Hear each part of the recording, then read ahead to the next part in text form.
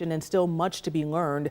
We're going to take a much deeper dive into possible factors of that crash with my colleague Ron Plants, who spoke extensively this afternoon with the former lead investigator for the National Transportation Safety Board.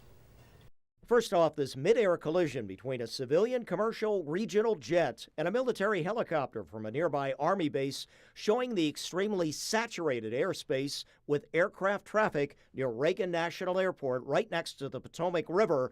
A notable example. Marine One comes down the river, that same corridor, to go pick up the president. But last night, the height or altitude of the U.S. Army helicopter on a very windy Washington night that could have caused difficult turbulence for the pilot, said to be on a training mission, will be examined. These two aircraft were at about 300 to 400 feet. It's indicative that the helicopter, the military helicopter, was probably higher than it should have been. Then what about collision warning systems carried on modern aircraft? And while there is equipment, at least on the commercial aircraft, that is the regional jet, called TCAS, that's Traffic Collision Avoidance System, we don't know if the military aircraft was equipped with that because they have a different purpose, different mission.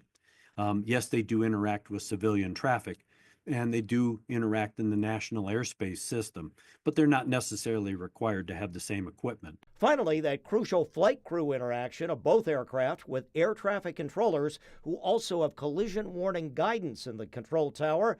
But was there pilot confusion? The question is, did the controller get that kind of a collision alert? Were they aware of it? Why didn't they put out an early warning? Or was the warning, hey, military airplane, do you see the RJ, that regional jet? And the crew said, yes, affirmative. We have the regional jet. And the controller said, pass behind it. Pass 25, get the CRJ in flight.